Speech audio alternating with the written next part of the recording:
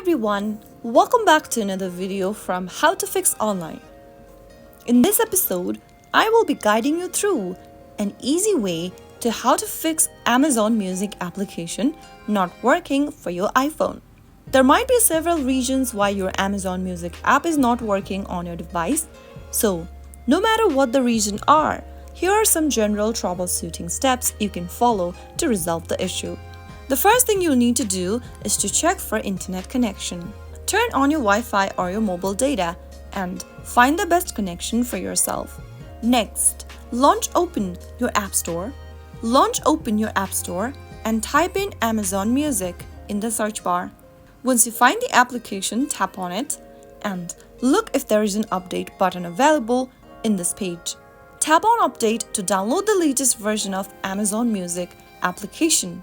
Once you update your app, you can tap on open and try logging into your account by entering the credentials in the text boxes and clicking on sign in.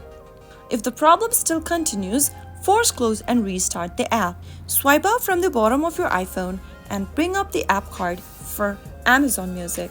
Push upwards for the app card and you will be able to force close your app. Now go ahead and launch open the Amazon Music application from your app drawer and check if that works for you.